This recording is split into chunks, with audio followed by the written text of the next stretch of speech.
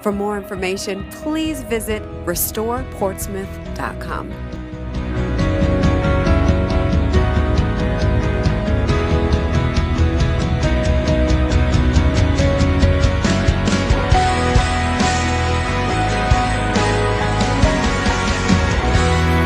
All right, welcome to the crummy weather of December. Sometimes it's not as cold, but that usually means there's a lot of rain. So a little bit of a chilly, wet night tonight. Proverbs on the Patio, chapter 27. For those of you who may have never been through Proverbs on the Patio, this is a chapter-by-chapter study through the book of Proverbs. We're in chapter 27 tonight. I will not read the whole passage. Instead, I just pick a few verses out that I want to talk briefly about, maybe talk about context, maybe talk about why it's interpreted the way it's interpreted, what we can do with it, how we can apply it. And before I jump into chapter 27, I'll be reading from verse 1. I want to say how excited I am for a week from tomorrow night will be our Christmas Eve service at the church. It's going to be outdoors. It's going to be different, but I think it's going to be special. There's going to be a lot of Christmas lights. We've already lit the property, and there's going to be a lot of little things here and there to make it a special night. And as always, we'll have a candlelit Christmas carol songs and just all these different fun things we do every year. But with it being outside, it's going to be a little more special. We'll be dressed up. Some of you will probably be wearing a scarf, maybe have a big coat on. Then again, it could be warm weather. We'll have to wait and see. So hopefully you can hear me over the rain. I've done a few audio tests so far, and it seems to be working pretty well. I'm not as cold tonight because at least the rain brought in the warm weather. So we'll look for something to be grateful for. And now I hear it hitting a metal roof somewhere. All right, jump into Proverbs chapter 27, verse 1.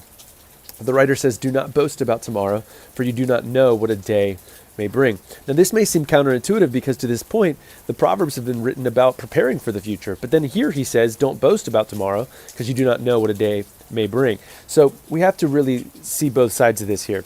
Number one, yes, we should plan for the future, but we should never assume that we know the future. As we get older, and this is true in my life, I can get to the point where I get a little bit arrogant and say, well, if I keep doing this and I keep working hard or I keep acting this way, then good results will follow. Well, not always. Sometimes there are things outside of our control, things we might not have planned for, things we might not know about. And really what he's saying is only God knows the future. In 1 Timothy, Paul wrote to Timothy and the church, he said, listen, tell the people there not to place their hope in money, which is uncertain. And then again in the New Testament, Paul put it this way, you ought not to say, I'm going to go into a city and make profit and come out. He said, you ought to say, if it's God's will, these things will take place. Like we can know what good decisions lead to, but we often don't know what tomorrow may bring. Then in verse 3, he really changes gears here, the writer of Proverbs, and he says, a stone is heavy and sand is weighty. So if you've ever had to carry a big rock or maybe a bag of sand, but a fool's provocation is heavier than both. Here is a really important truth for us to understand as believers. We're going to deal with some physical difficulties, physical pain, struggle, but nothing is heavier than having to deal with a fool. And he says this in two ways. Number one, make sure that you avoid dealing with fools if you can. But number two, understand there are going to be people that you have to deal with. And this should give us real grace when we deal with people who we know by no choice of their own have to deal with foolishness. Maybe foolishness in their family, maybe foolishness at their work. There is nothing more heavy or taxing than emotional weight. So look, we've had physical pain in our lives. Maybe you've had financial difficulties, but emotional strain from dealing with a fool who is, the idea here is somebody who's constantly nagging and pushing and pressing people's buttons. So I would say this. If you've got somebody in your life like that, and it's all you can do, the truth is this is going to be heavier to bear than a financial burden or even a physical burden. But also know this, that this is where we need the Lord's strength and grace. But if you know people who have this in their life, you and I should be doing all that we can to alleviate that burden. Don't give them more. Don't pile on. Don't be another instance of provocation or even foolishness in their life when they already have to deal with that. Then in verse 6, some really encouraging words for people to hear. Faithful are the wounds of a friend, profuse are the kisses of an enemy. I know too many people who get upset with Christians and say, well, I didn't like the way I got treated there. I didn't like what they told me or how they said it. The truth is this, we need people in our lives who are faithful enough to give us wounds when we need wounds. You and I need people who are honest with us when we need honesty, who will confront us when we're wrong, who will share with us when we need to hear that what we're doing is going to lead to mistakes or trouble or pain or suffering in our life or someone else's life. So You and I don't want to be people who give profuse kisses like an enemy. Somebody who's constantly just saying nice things to get out of the conversation. Somebody who's constantly only saying what people want to hear. And we also don't want to be people who are surrounded by people who just tell us what we want to hear. The more we surround ourselves with people who just say yes or whatever we like hearing, the more we insulate ourselves from truth and really from growth. So this is why it's so important to be involved in, whether it's a small group at church or on a serve team at church, to be surrounded by Christians who aren't just telling you nice things, who aren't just saying what you like to hear, but are willing and comfortable enough with you to love you enough to share what you need to hear. Then in verse 8, it says this way, like a bird that strays from its nest is a man who strays from his home. I thought about this a couple different ways, but the interpretation isn't just somebody who leaves home or even somebody who's in an adulterous affair. The idea here is this, that a bird that is with its nest is constantly working on its nest, rebuilding its nest, protecting its nest, providing for its nest, and really nurturing the nest. And he says here, a man who strays from his home is like a bird that leaves its nest. When a bird leaves its nest, look, its babies fall prey to all kinds of predators. It can fall into disrepair. And what he's saying here is that we as men need to be careful not to constantly be seeking things that pull us away from the home. Now look, I work a job, you work a job. We've got to do things sometimes as men that pull us away. But we shouldn't be constantly looking to leave the presence of our wife, the presence of our kids, the presence of our family. Now look, I have hobbies. I have too many hobbies. But I would say that this verse is telling us we need to be careful that we don't have so much work and so much hobby and so much time spent outside of the home that we neglect the care of our children, we neglect the relationship with our wife, we neglect the things of our home that build it up, that provide for it and protect it. I'm going to skip on down to verse 17 and really pick up a different line of thinking. Man, that rain is really coming down now. You can hear it. He says, iron sharpens iron, and one man sharpens another.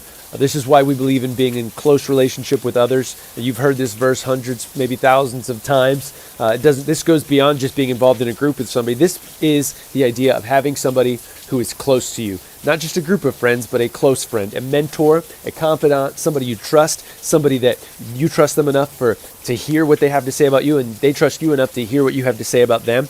And when I talk about iron sharpening iron, I always want to make sure that I'm around people who are a little bit sharper than me, or at least maybe I can offer some way that I'm sharper than them in an area. So consider it this way. When we are in relationship with people, who is it that you are sharpening and who is it that is sharpening you? I've got multiple relationships in my life where I've got people who are sharpening me, whether it be through coaching or mentoring or just checking on my soul through difficult conversations. But I've also got people that I'm doing my best to sharpen them. I try my best to meet with a lot of leaders in our church, whether they serve on a team or lead a small group. And I want to do my best to offer them advice and to sharpen them where I can. But if we're just somebody who's going through life without being sharpened, I'm going to tell you what, life has a way of building you down. Entertainment, just doing whatever gets by, just talking with people from time to time who don't always have your best interest at heart or aren't sharpening you in any way. It doesn't take long for us to get dull, whether it's in the Word or in a relationship with the Lord. You need people and I need people who are constantly sharpening us. And with that in mind, verse 21 is so interesting. I want you to see how it's worded. The crucible is for silver and the furnace is for gold. These are ways to refine the silver and refine the gold. And a man is tested by his praise. Now, most of us think we're tested by our tests, our trials, our hard times. He says, actually, sometimes the truest test of a man is what happens when things go right and he gets praise. If we aren't careful, we will fall into more temptation and trials and troubles and tribulation and sin when things are going well, because we'll begin to believe our own hype and say, you're right. I am awesome. I am great. I am good. I am amazing. And we forget that we are just sinners forgiven by the grace of God. That God would even use people like us. And praise can be one of those areas where you really begin to see who people are. I think of money and praise as augmenters. They show you who people are. They really ratchet up their personality. And if you praise somebody who's mean, or you give somebody who's mean money, you're going to watch that meanness really level up. And it just kind of reveals who you are and what you are. So be careful when you receive praise. You should receive it, and you should receive it well, but you shouldn't believe everything you hear. Look, Pastor Kevin has a way of telling me when I hear too many good things, he'll say, hey, I want you to know we heard some bad things too. Or he'll just say, you need to be careful. Don't let that go to your head, because he understands that pride and arrogance, man, they go before a fall. And if you start hearing good things about yourself, you'll begin believing that only the good things about yourself instead of hearing maybe some of the criticism or even the flaws that we know we have. And then in verses 23 and 24, a very interesting little lesson here. He says, know well the condition of your flocks and give attention to your herds. Know the conditions of your business is basically what this means. And then in verse 24, for riches do not last forever, and does a crown endure to all generations? A couple of things. He says, know what's going on. Pay attention to where your money goes. This is the idea of paying attention to where your budget, what it looks like. He also says, riches don't last forever. You can do the best planning, but don't get lazy. And I had to hear this as I was reading through this and listening to different individuals who teach through the book of Proverbs. The thing they kept coming back to was, this is well-intentioned in telling the king, hey, when things are going well, don't get lazy. Don't just get satisfied. And I have to be honest, sometimes I will lean on good decisions I've made in the past and get lazy. And the idea here is, hey, even when things are going well, know what's going on, pay attention to your budget, pay attention to your business, pay attention to your dealings, and then understand that riches don't last forever. Pay attention, don't get lazy. And then he says, and does a crown endure to all generations? Don't take for granted that tomorrow will be as good as today. Kind of the very idea we started with. Don't just assume that everything will always be up and to the right. I think what's been hard for a lot of us in 2020 is this. We have believed that for the rest of our lives, things should always get better. So after World War II, the United States entered into a golden period where we hadn't had a war fought on our soil, and as a result, our economy was ready to boom, and it did. And in the 60s and 70s, like when everyone else was rebuilding, we didn't have much to rebuild because we didn't fight many battles on our soil. And so what became apparent was that we were always going to be the wealthiest and most powerful nation. And when you begin to believe that for a decade or 2 decades or 3 decades, it won't take long until your kids, your grandkids, and your great-grandkids just believe that everything should always get better and always get better and always get better. And so it's kind of like people who say, man, well, the stock market just always goes up. It does seem to always continue to rise, but there are faults. There are years where it goes down. And so for those of us who most of our life have enjoyed peace and security and never had to deal with a pandemic like this, it seems so out of left field when there are brothers and sisters of ours in Japan who started wearing masks over a decade ago because they lived through a very severe pandemic and they had to deal with disease and issues like what we're dealing with now on a great scale back then. I just want to say this. We never know what tomorrow may hold. And I think what's been revealed to us is that we've always assumed things will always get better. And history shows us there are seasons where things do get better, and then there are hard seasons, valleys and mountaintops.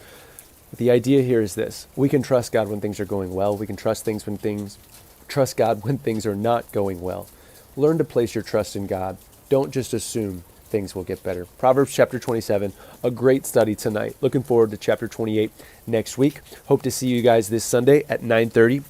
In our outdoor event tent. And if you haven't heard by now, our church is going back to 2 services. We have steadily grown and we're running out of chairs on Sunday mornings under the tent. So we're going to have 2 services starting January 3rd. And the first service will be at 9:30 indoors. Masks will be required, social distancing, way less chairs in the auditorium. And then our outdoor service will be moving to 11. Hopefully that will offer warmer weather. So if you're not ready to come back indoors, make sure you join us for the 11 a.m. service. If you're ready to come back indoors, 9:30 is when our kids ministry will be offered. Our student ministry will be meeting as well. We look forward to stepping into this next season as we trust God and do our best to love our neighbors and our community and worship the Lord together. I hope you have a blessed Wednesday night, and I'll see you guys next Wednesday in the next chapter of Proverbs on the Patio. Have a great evening.